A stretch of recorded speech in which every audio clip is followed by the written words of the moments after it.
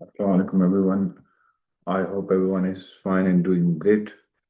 आज हमारा टॉपिक है अफगानिस्तान के ऊपर, जो कि हमारा नेबर है,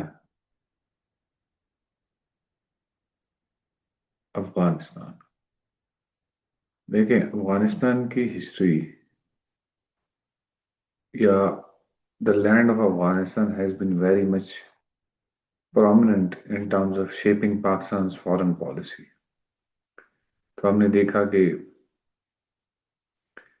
बड़ी बड़ी ताकतों ने आके अफगानिस्तान को इन्वेड करने की कोशिश की एंड डिफेंड बैक, और इसीलिए इसकी हिस्ट्री को कहते हैं कि as the graveyard of empires.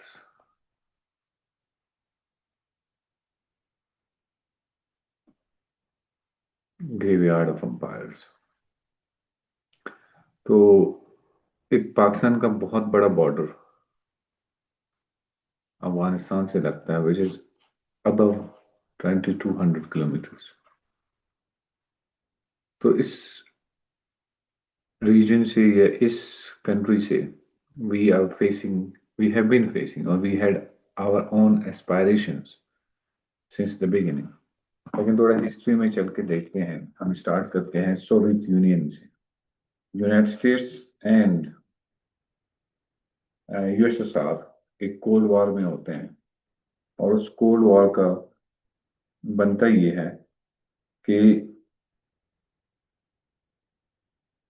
1979 में यूएसएसआर अफगानिस्तान को इन्वेड करता है। सो हमारी पॉलिसी शेप होती है, our policy gets its shape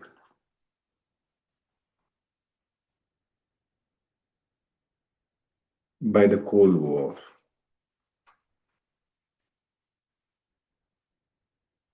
so जो यूएसएसआर के अगेंस्ट मींस पाकिस्तान को डिफरेंट, एक तो हम जब आज़ाद हुए थे 1947 ऑनवर्ड्स, हमें ऑलरेडी इंडिया से कुछ मिलिट्री थ्रेट्स थे। इसी तरह हम इकोनॉमिकली वनरेबल या वीक थे। साथ ही साथ रिसेंटली 1971 में हमारा डिबेकल हुआ था। तो इन तमाम सिनेरियो को देख के Pakistan chose to be the frontline state against the invasion of USSR। Pakistan front line state बना अगेंस्ट सोवियत यूनियन। उसमें फिर डिफरेंट कंस्पिरेसी थ्योरीज भी कहा जा सकता है, कुछ ऐसी रियलिस्टिक भी बातें हो सकती हैं कि Soviet Union wanted to access और wanted to have access to warm waters, और Pakistan therefore means supported or helped United States fight the war so that Pakistan's territorial integrity may remain intact।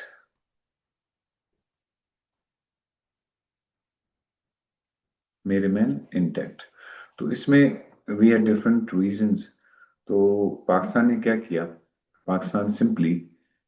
Pakistan ने तालिबान उसको ट्रेन किया, और तालिबान ने indirectly कहा भी था कि give us the guns, give us the guns and we will do the job.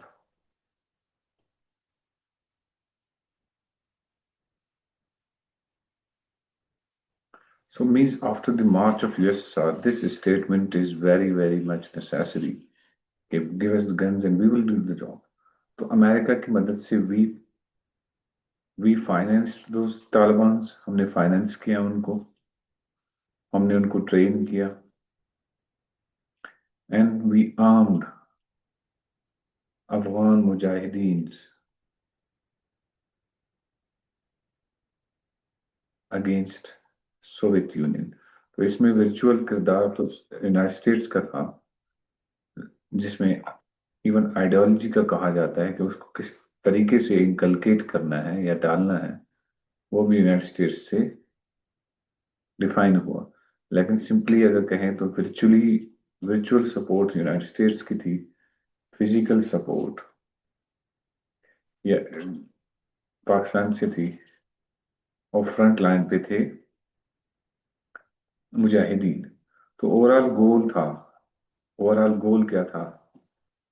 Overall गोल कि defeat Soviet forces, build influence over Afghanistan. ये थोड़ा देखिएगा। Defeat Soviet forces and build influence over Afghanistan. Means हमारा मकसद था कि सोवियत यूनियन को हम हराएं और हम अपना एक इन्फ्लुएंस अफगानिस्तान पे करें, क्योंकि हमारा ईस्टर्न बॉर्डर ऑलरेडी इनसिक्योर था। तो हमने कहा कि वेस्टर्न बॉर्डर पे हमारा इन्फ्लुएंस लाजमन स्ट्रॉन्ग होना चाहिए। अगर ये नहीं होगा तो हम क्या होंगे? टू फ्रंट वॉर में इनडायरेक्टली चले जाएंगे। सोवियत यूनियन को जैसे भी 1989 में शिकस्त होती है, and with the help of Mujahideen वो मूव अवे कर जाते हैं। तो होता यह है कि अफगानिस्तान में इन्हीं तालिबान की आगे फ्यूचर में गवर्नमेंट आ जाती है। उस डिटेल में नहीं जाऊंगा, लेकिन ये है कि वो 10 साल 1990 से लेकर डिफरेंट वाकयात हुए ऑनवर्ड्स, ठीक है, जिसमें भी डिफरेंट बातें भी की गई। लेकिन my my point is to look at Afghanistan through Pakistan prism. तो I won't get into those stories. होता ही ये है कि आफ्टर कोल्ड वॉर आपने मीन्स डिफरेंट ग्रुप्स को सपोर्ट किया, और आपने कोशिश की कि स्टेबिलिटी ले आए आप अफगानिस्तान में, एक फ्रेंडली रिजीम इंस्टॉल करके। और इसी तरह काबुल में जो भी रिजीम होगी, अगर वो स्टेबलाइज होगी तो इंडियन इन्फ्लुएंस भी उसमें कम होगा। इसीलिए you try to support this Gulbuddin Hekmatyar group, etc वगैरह वगैरह। होता ये कि 2001 में 9/11 हो जाता है। अब 9/11 में अमेरिकन ट्विन टावर्स पे आपके कुछ हाईजैक्ड प्लेन्स टकरा जाती हैं, and in response to that America says I want to get, या हम इन पे हम अपना रिवेंज लेंगे। Means we get into this war of revenge. तो उसमें उन्होंने डिफरेंट वेज के means specially with NATO forces they attacked Afghanistan, और with a special resolution on Afghanistan उन्होंने, क्योंकि इससे पहले कोई ऐसे इंस्टेंस नहीं था कि कोई किसी नॉन स्टेट एक्टर की वजह से आप किसी कंट्री को जाके अटैक करें। तो they attack Afghanistan, and Pakistan की पॉलिसी में एक स्ट्रेटेजिक रिवर्सल आ जाता है।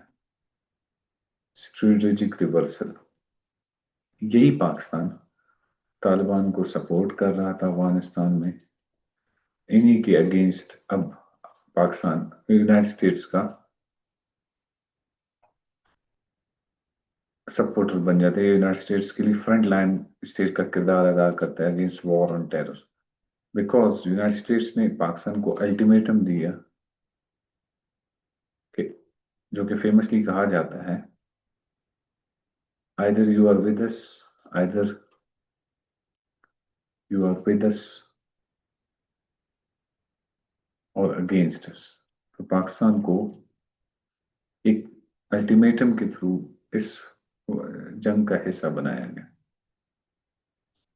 तो पाकिस्तान ने दोबारा वही जो करना था पाकिस्तान ने किया। पाकिस्तान ने 9/11 में 9/11 के बाद अमेरिका को दोबारा फौजी अड्डे दिए और अमेरिकन जितनी भी गुड्स थे उनको यहाँ से पास ऑन करवाया और तब तक पाकिस्तान सब began to bear the brunt of terrorism.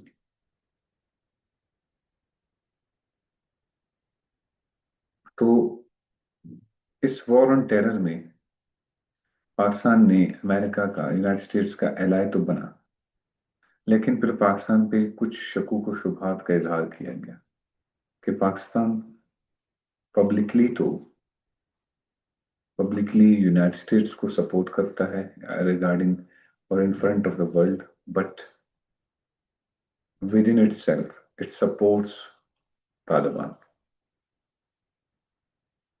तो इसीलिए कहते हैं कि पाकिस्तान ने एक डुप्लीशियस, आपकी फेमस अमेरिकन फिगर्स ने पाकिस्तान को कहा कि Pakistan plays a duplicitous role, Pakistan एक डुप्लीशियस रोल अदा करता है in when it comes to United States and Afghanistan. तो उसकी वजह ये भी होती है कि 2011 में जब अब उसामा बिन लादेन एबटाबाद में पाया जाता है तो उनको यही लगता है कि Pakistan was actually facilitator of Taliban. तो इसकी एक और चीज ये भी मशहूर है कि क्वेटा शूरा के नाम से, क्वेटा शूरा। तो इसलिए पाकिस्तान को कहा जाता है कि पाकिस्तान ने एक डबल किरदार अदा किया, क्योंकि पाकिस्तान ने क्वेटा में, विच इज स्पेशली इन कुछ लाख तालिबान के मेन मेन फिगर्स को स्पेस दी और वो अपनी सारी पॉलिसीज यहाँ से कैरी आउट करते थे अफगानिस्तान में, इवन पॉलिसीज बनाते थे। तो Pakistan is also defamed for this Quetta Shura कि पाकिस्तान ने हमें वो जो हिपोक्रेटिक रोल प्ले किया कि सामने सामने तो हमारा था लेकिन पीछे से इन्हीं तालिबान को सपोर्ट करता था और उनको फंड करता था, उनको बफर जोन प्रोवाइड किया हुआ था, ईटीसी। इसीलिए आपने देखा होगा जब ट्रम्प अपनी पहले टेन्योर में आते हैं तो वो एक बात करते हैं, वो कहते हैं कि Pakistan give us nothing, Pakistan give, उनका ट्वीट था, फर्स्ट ट्वीट था, Pakistan give us nothing accept lies and deceit. लेकिन एक और हैरानकुन बात ये थी 2011 में अगर उसामा बिन लादेन मारा भी गया तो why did United States try to stay in Afghanistan. Though around $4 trillion कहा जाता है अफगान यूनाइटेड स्टेट्स ने स्पेंड किया ओवरऑल इस वॉर में इन अफगानिस्तान, और जो इवन डेमोक्रेसी इंस्टॉल करनी थी दैट कुडंट फ्लरिश, जो आर्मी रेस की थी वो भी फ्लरिश नहीं हो पाई, सो मैनी थिंग्स। तो ओवरऑल इस सिनेरियो में एक चीज हमें नजर आती है कि जब यूनाइटेड स्टेट्स का कोई clear target and specific strategy नहीं रही अफगानिस्तान में, सो दे थॉट इतनी बड़ी इन्वेस्टमेंट के बाद we need to move on. उसकी एक और वजह ये भी थी, कहा जाता है कि United States wanted to shift its policy from war on terror to geostrategic competition with China.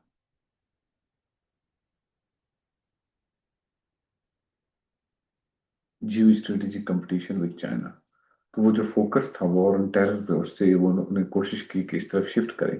So they decided कि हम तालिबान के साथ बैठ के हम अपना विड्रॉल प्लान करते हैं।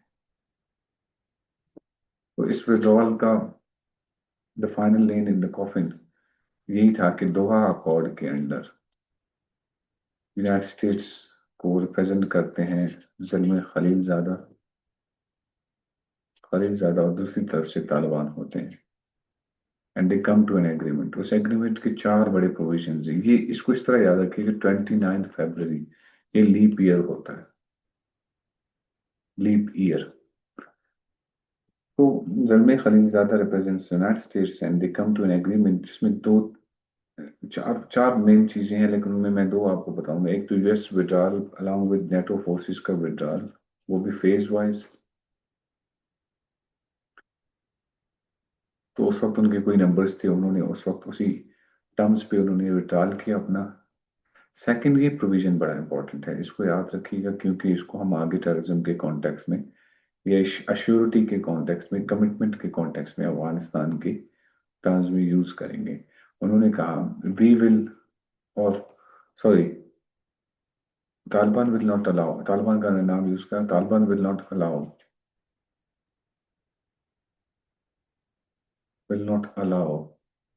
The use of Afghan soil for any terrorist activities.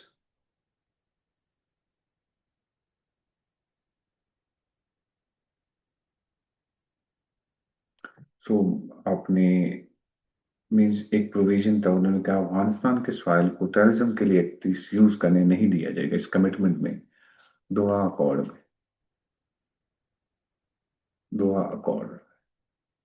So if this was a commitment, then why TTP is working against Pakistan today? तो इस प्रोविजन की मुखालिफत हो गई इन वन वे। तो हमने देखा कि जब विड्रॉल होता है यूनाइटेड स्टेट्स का अफगानिस्तान से, तो हमारे एक शख्स जाते हैं वहां पे, चाय का प्याला पी के आते हैं, या मीन्स चाय पी के आते हैं इनडायरेक्टली, आप इस तरह कहेंगे। तो आपने इसको फर्दर इसको नाम दिया कि this is a strategic depth for us. हमने स्ट्रेटेजिक डेप्थ का ख्वाब मुकम्मल कर लिया, we have accomplished the dream of strategic depth. तो जब स्ट्रेटेजिक डेप्थ आपने हासिल कर लिया, वही बैकफायर कर गया, स्पेशली आफ्टर, कहा जाता है TTA तहरीक तालिबान अफगानिस्तान प्लस TTP तहरीक तालिबान पाकिस्तान, दे इन नेक्सस, जैसे भी विड्रॉल हुआ यूनाइटेड स्टेट्स का, विद इन 15 days इन दोनों ने मिलके, कहा जाता है भैया भी थी उनके दरमियान, कि उन्होंने अफगानिस्तान को ओवरटेक कर दिया। I think it was around 5 अगस्त और 15 अगस्त, तो उन्होंने अफगानिस्तान को ओवरटेक कर लिया। एंड इस ओवरटेक के बाद हमने देखा स्लोली कंडीशंस चेंज हुई। तालिबान को खुद कुछ थ्रेट्स थे, जिसमें इस्लामिक स्टेट खुरासान के टर्म्स में, और तालिबान खुद वीक थे इन terms of economy, because United States ने उनकी फॉरेन एसेट्स को फ्रीज कर दिया था। It was around 9.5 billion rupees को फ्रीज कर दिया था। तो आपने देखा उस वक्त बड़े एक फरमाइन की भी बातें चल रही थी, अफगानिस्तान के बहुत बड़े सिस्टम्स कोलैप्स कर गए, and so many other things. मसला क्या है? अब मसला ये है, TTP ने जब भी TTA का साथ दिया, तो अब TTP को अफगानिस्तान में सेफ हेवन्स प्रोवाइड किए गए। सेफ हेवन्स मीन्स उनको सेफ प्लेसेस प्रोवाइड की गई हैं जहाँ पे वो अपने ऑपरेशंस इजीली कंडक्ट करें, प्लान करें, ETC। और इवन ये कहा जाता है पर मंथ $40,000 खर्च हो रहे हैं इनकी ट्रेनिंग पे, उसमें सालों की ट्रेनिंग पे। So this is a very huge number in terms of amount. तो वो अगर आप पे स्पेंड हो, means you are very lethal and dangerous. अब उसके साथ एक बहुत बड़ा मसला ये हुआ, यूनाइटेड स्टेट्स जब गया, it almost left around $4 billion का असला। I may be wrong here, but I cannot actually call it in exact dates, but एक बहुत बड़ा असलहा, वो भी मॉडर्न वेपन छोड़ के चला गया, ताकि अब यूनाइटेड स्टेट्स की अपनी भी कुछ गलतियां हैं, to unleash a civil war और वट एवर इट वॉज, तो उन वो मॉडर्न असलहा इन दोनों के हाथ लगा, और यही असलहा वेपन आज यूज हो रहा है अगेंस्ट पाकिस्तान। अब पाकिस्तान हमेशा, एक बात पाकिस्तान में आपने देखा कि यूनाइटेड नेशंस सिक्योरिटी काउंसिल के मॉनिटरी उसमें कुछ कमिटीज थी, उन्होंने कहा after the overtaking of Afghanistan by Taliban, एक हमने देखा कि एक एक्सपोनेंशियल ग्रोथ नजर आई है हमें टेररिस्ट एक्टिविटीज में इन पाकिस्तान। उसमें उन्होंने इवन अभी रिसेंटली आपका एक वाकया एफसी हेडक्वार्टर कोयटा में तालिबान टीटीपी के मेंबर्स ने अटैक किया। It was a lethal attack very much. ठीक है। इसी तरह आपके बन्नू में सीटीडी के ऑफिस में, पुलिस के ऑफिस में, पुलिस लाइंस पेशावर में बहुत सारी जगहों पे अटैक्स हुए, डीजी खान में, so many things in so many places. तो Pakistan once again begin to protest against Afghanistan, protest against Afghanistan. Pakistan की ख्वाजा आसिफ ने ये बात भी कही, ख्वाजा आसिफ साहब ने बात की कि Afghan soil is responsible for the blood of innocent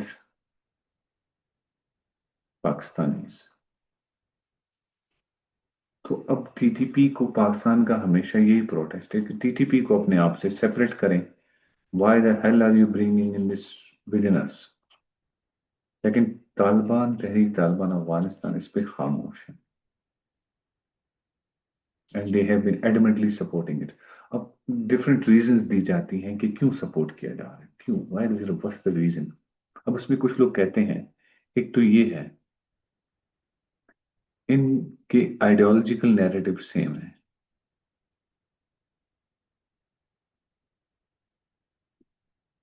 ideological narrative same, दोनों कहते हैं हम इस्लामिक शरिया के लिए काम कर रहे हैं, तो इसीलिए इनका नैरेटिव या इनकी कन्वर्जेंस आ जाती है आइडियोलॉजी में, तो इंटरेस्ट भी इनका सिमिलर है। और कुछ कहते हैं कि ये इसलिए साथ है कि Islam TTA Tehreek Taliban Afghanistan is very weak in governing, governance में कमजोर है। अगर वो टीटीपी को साइडलाइन करते हैं तो एक खतरा बढ़ जाता है कि जैसे कि इस्लामिक स्टेट खुरासान, इसी तरह कुछ और ग्रुप्स हैं जो कि ऑलरेडी लड़ रहे हैं। आपने रिसेंटली देखा होगा तालिबान पे कोई अटैक हुआ था, तो उसमें टीटीपी भी हमारे अगेंस्ट हो जाएगी, जो हमारी ऑलरेडी वीक गवर्नेंस है, means we can lose control. आप कंट्रोल लूज कर सकते हैं। तो why take this big risk for Pakistan when we are ourselves at stake. तीसरा कहा जाता है कि due to this ethnic bondage कि मीन्स हम सेम लिनिएज से हैं, मीन्स अफगानी किनशिप स्ट्रक्चर्स को देखें, ईटीसी, ये भी कुछ रीजंस हैं जो कहा जाता है कि इनकी वजह से सपोर्ट किया है। एक और बात कही जाती है कि अगर हम इनको अलग करते हैं टीटीपी को, तो ये लोग हमारे इनडायरेक्टली हमारे आम पॉपुलस वो भी हमारे अगेंस्ट हो सकती है। और साथ ही साथ एक और इसी चौथे में कहा जाता है कि नेशनलिज्म का फैक्टर, अफगान नेशनलिज्म का फैक्टर, कि एटलीस्ट हम आपस में एक दूसरे को भाई समझते हैं, we don't give a damn about Pakistan. तो डिफरेंट रीजंस हैं। इनमें से चार रीजंस ये हैं जो बताई हैं कि इसीलिए टीटीपी टीटीए को, सॉरी टीटीए टीटीपी को अपने आप से अलहदा नहीं कर रहा। तो हमने देखा कि पाकिस्तान में टेररिज्म का सर्ज है। अब इस टेररिज्म के सर्ज को हम देखते हैं कि टेररिज्म का पर्पस क्या होता है, इसको थोड़ा हम थोड़ा रिवाइव करते हैं कि यार टेररिज्म को थोड़ा देखते हैं। 9/11 के लिए भी हमारे इंपॉर्टेंट है, जनरली वैसे भी बहुत। अब टेररिज्म को हेनरी नाउ कहता है use of violence against innocent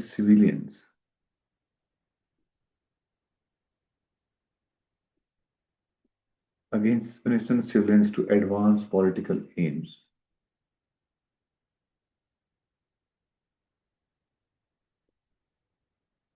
अब यहाँ पे पॉलिटिकल एम्स क्या है, we need to look at that. यहाँ पे हम दो चीजें देखेंगे।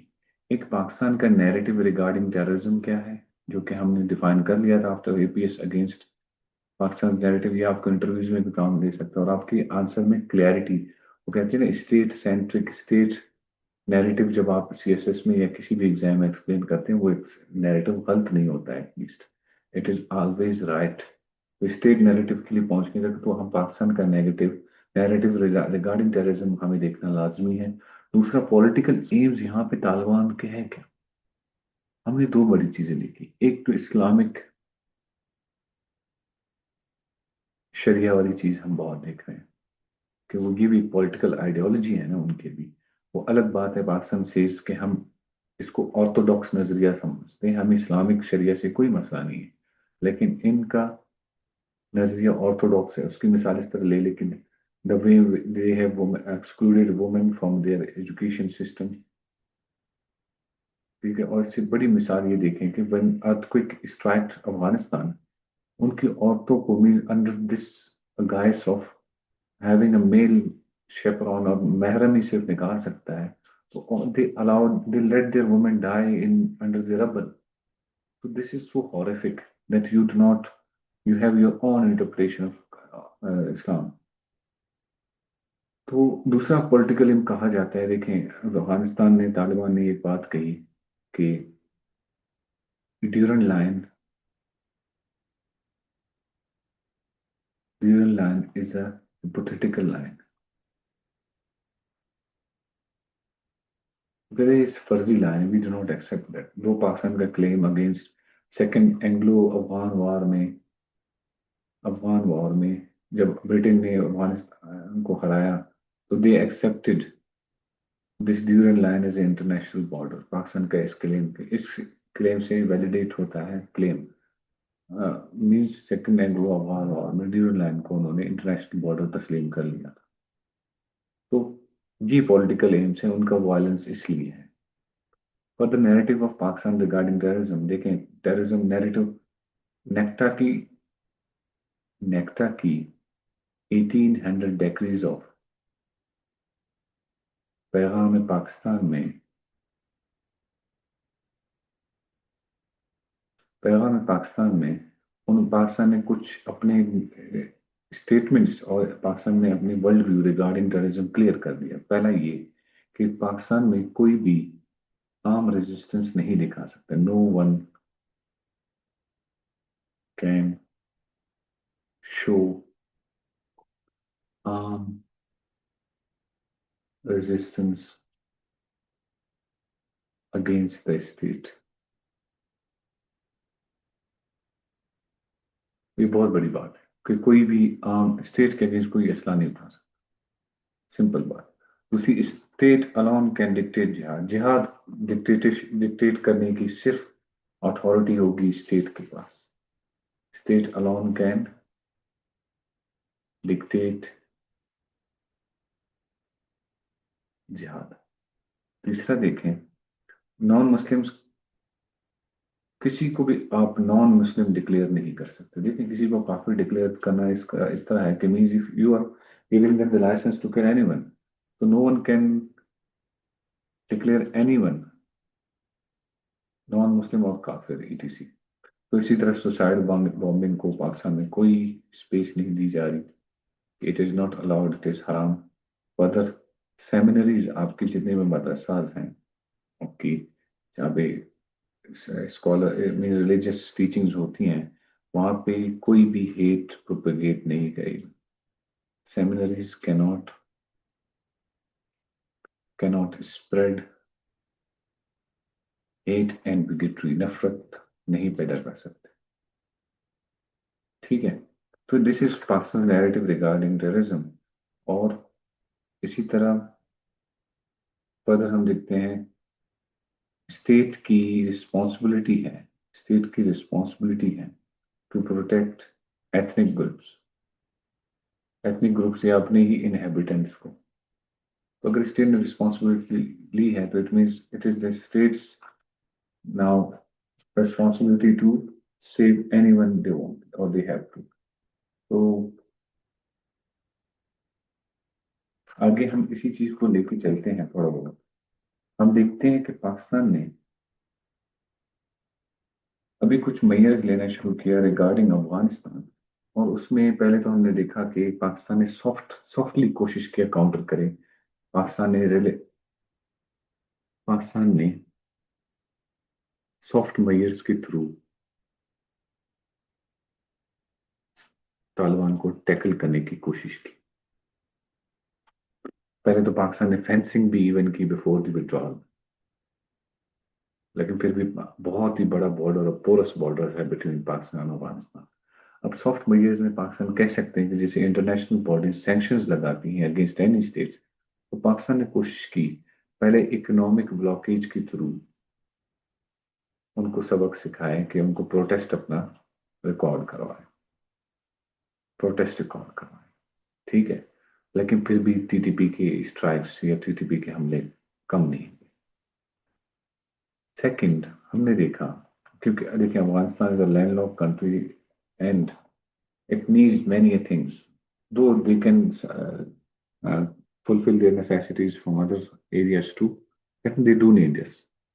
फर्दर हमने देखा पाकिस्तान ने वन डॉक्यूमेंट regime, ओडीआर कहते हैं, वन डॉक्यूमेंट regime बॉर्डर्स पे वो किया, इम्प्लीमेंट किया, जिसमें जो भी इंटर होगा पाकिस्तान में ये एग्जिट करेगा, they will have their fingerprints and facial recognition etc, और कोई भी बगैर पासपोर्ट के पाकिस्तान नहीं आ सकता।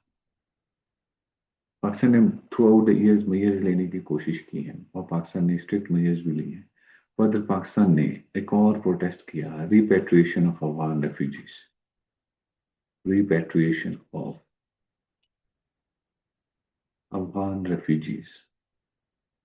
पाकिस्तान ने रेफ्यूजीज को दोबारा भेजने की कोशिश की। पाकिस्तान इज होम टू, और Pakistan there has been hosting Afghan refugees since that USSR war, या कोल्ड वॉर। तो उसके बाद पाकिस्तान ने हमेशा कोशिश किया कि सॉफ्टली डील करें, but they did not accept, they continue to do their terrorism activities और कंडक्ट देयर टेररिस्ट एक्टिविटीज। और Pakistan again use this tool to make them sit on the table. Pakistan ने कोशिश की कल्चरल डिप्लोमेसी के through उनको बिठाए, cultural diplomacy की through उनको बिठाए, ठीक है, कल्चरल डिप्लोमेसी के थ्रू उनको बिठाए, जिसमें जिरगा, ठीक है, उनको इनमें स्पेशल नॉमिनीज के साथ लोग भेजे गए,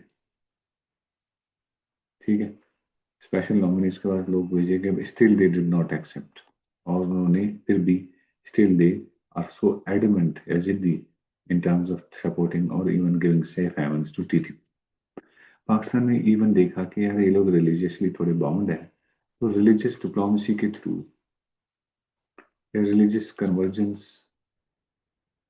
ऑफ द आइडिया उसको भी यूटिलाइज करने की कोशिश की, जिसमें आपके मुफ्ती तकी उस्मानी गए, and still they try to means overthrow और outstrip the rules of diplomacy even, और उन्होंने इवन जो अंदर कमरे वाली बातें थी वो भी बाहर करने की कोशिश की। तो पाकिस्तान ने बड़े मेजर्स लिए। पाकिस्तान ने इंटरनेशनल वे में भी उनको बार बार कंडेम किया, और बहुत सारी जगहों पे तालिबान को कहा कि मीन्स आपकी जो रिकग्निशन है that can be even that goes through Pakistan, तो you can not survive, but they are in arrogance. अच्छा देखें, वो दे आर इन एरोगेंस, वो कहते हैं कि हमने दो सुपर पावर्स को हराया। सुपर पावर्स वो इधर टिकने एटलीस्ट नहीं आई थी, I am that sure, and they never wanted to rule there directly, they had their interest. अगर वो फुलफिल हुए नहीं हुए that is something else, but Pakistan is your neighbour, you can not strip it out from yourself, it will remain there. उसमें वो भी आपको नुकसान दे रहे हैं, आप भी देख सकते हैं, and so many things. Afghanistan इसी तरह अफगान तालिबान के रिजीम एक्सेप्ट भी नहीं है इस वक्त, और वो उनको अंदर से भी बड़े challenges का सामना in terms of international recognitions and international trade and so many things politically, economically face करनी पड़ रही। पाकिस्तान ने सॉफ्ट मेजर्स की बड़ी कोशिश की, लेकिन वो नहीं माने, ठीक है। तो अब पाकिस्तान ने क्या किया, एक पॉलिसी है आईआर में भी हम इसको कहते हैं ब्रिंकमैनशिप। ब्रिंकमैनशिप ऐसे है कि आप किसी को किसी, ये फॉर इंस्टेंस एक पहाड़ है, एक पहाड़ है, एक बंदा यहाँ पे खड़ा है, आप किसी को इस एज पे ले आके खड़ा करते हैं कि आप उसको कहते हैं कि आइदर आ जाओ मेरे साथ, सिट विद मी, और I will throw you down into a war, या आपको मैं क्लिफ से नीचे फेंक दूंगा। इसी तरह एक पॉलिसी है जिसमें आप वॉर के एज तक, कोने तक किसी को खड़ा करते हैं, और जब उनको, उनके पास कोई नहीं रास्ता होता है, वो आपके साथ टेबल पे बैठ के कॉपरेट करने लग जाते हैं। तो ये भी कहा जाता है आईआर में, diplomacy at the barrel of the gun, कि आप किसी के सर पे बंदूक तान के उनको डिप्लोमेटिकली आप मनवाएं अपनी बात को, at the barrel of the gun. तो पाकिस्तान ने एयर स्ट्राइक्स की अफगानिस्तान में। पाकिस्तान ने कोई सारे हार्श मेजर्स लेने की अभी कोशिश की है, रिसेंटली आपने देखा होगा। तो it is because Pakistan wanted to have that diplomatic hard force. Pakistan ने देखा कि यार soft forces, soft sanctions are not working, so I need to go for these hard measures. Hard measures के लिए Pakistan went for open wars, even Pakistan ने वहां पे operations conduct किए, and so many other things. We know that they are economically weak, and they know that they are economically weak too. Still, they tend to do that. So we have only option that is hard. इसीलिए एक और famous है, diplomacy without force. वो कहते हैं diplomacy बगैर force के चलती ही नहीं है। Diplomacy without force is like music without instruments, without instruments. ठीक है। तो इसमें मीन्स डिप्लोमेसी, पाकिस्तान की this diplomatic with hard measures, diplomacy with hard measures was actually a way to make them sit on the table, but still they are so adamant and so many things, वो अपने attacks पर नहीं करते। तो पाकिस्तान के पास क्या policy options है? लेकिन ऊपर मैंने जितनी बातें बताई हैं, वो पाकिस्तान ने जितनी भी कोशिश की, वही आपके कॉन्फिडेंस बिल्डिंग मेजर्स हैं। ठीक है। मतलब सैंक्शंस तो थे ही थे, उन्हीं के अंदर ही कॉन्फिडेंस बिल्डिंग के मेजर्स के आंसर्स छुपे हुए हैं। फॉर इंस्टेंस, आप कहते हैं कि एक आईआर में हमें कंसेप्ट है कि जब ट्रेड इंटरडिपेंडेंट हो जाती है, जब दो मुल्कें ट्रेड में इंटरडिपेंडेंट हो जाती है एक दूसरे के ऊपर, तो वो कॉपरेट करने लग जाती है, उनके दरमियान म्यूचुअल ट्रस्ट गेन हो जाता है, जिसकी मिसाल आपने पहले प्रीवियसली पढ़ी है यूरोपियन यूनियन में। ठीक है, जर्मनी और फ्रांस के दरमियान। दूसरा, हम देखते हैं कि हम कल्चरल एक्सचेंजेस या कल्चरल सपोर्ट या उनके स्टूडेंट को यहाँ पे स्पेस दें कि they complete their education. Pakistan must send this refugees with very love, और इनको इवन एडजस्ट करने में अफगानिस्तान की मदद कर सकता है। ठीक है, even Afghan Taliban is very weak at governing, so Pakistan can extend help in that regard. Further, Afghanistan Pakistan का सबसे बड़ा से है regarding terrorism, because Pakistan has bore the brunt of terrorism throughout this years. तो इंटरनेशनली पाकिस्तान को कहा जाता है कि this is a state that knows what terrorism is and how it has been fighting it. तो पाकिस्तान की सेफ बड़ी matter करती है। तो वो जो रिकॉग्निशन का इशू है अफगानिस्तान को, तो Pakistan can be front line state in that too. तो बहुत सारे आप कॉन्फिडेंस बिल्डिंग मैनेजमेंट, कल्चरल, आप ऊपर मैंने कहा जो कल्चरल डिप्लोमेसी, उसी को फर्दर कंटिन्यू रखें, कल्चरली डील करें उनको। आप उनको रिलीजियस आइडियोलॉजी मीन्स उनके लोग, बड़े लोग जितने भी आज बैठे हैं, most of them have been through your madrasas. आप इस फैक्टर को यूज कर सकते हैं to make them sit on the table. तो confidence building measures are very important in terms of Afghanistan. और आपने टेरर के थ्रू भी बैलेंस करने की कोशिश की, आपने सॉफ्टवेयर के थ्रू भी बैलेंस करने की कोशिश की, आपने, यानी you are an organised military and they do not have even air force at all, so many things. लेकिन इसी क्वेश्चन के पर्सपेक्टिव में हम देखें कि एग्जाम के पर्सपेक्टिव में क्या आएगा। एग्जाम के पर्सपेक्टिव में कॉन्फिडेंस बिल्डिंग मेजर्स आ सकता है, टेररिज्म का रिसर्जेंस आ सकता है कि क्यों आया, why is it so, and how should we deal with it, what are way forwards. उसमें फिर आपने hard measures and soft measures दोनों यूज करने। And this topic is very close to the heart of examiner in IR as well as in current affairs. तो इसको इसमें सिर्फ ये ना करें कि फैक्ट्स करके जाएं, बल्कि इसको थोड़ा कोटेशंस के टर्म में भी देखें।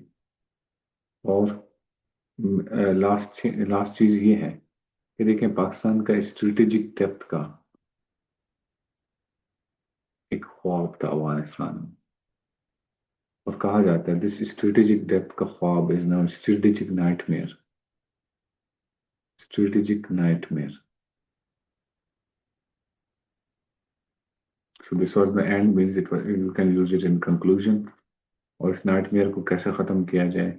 Now you must give the ways, pragmatic solutions for it. Thank you so much, and everyone. Allah Hafiz for now.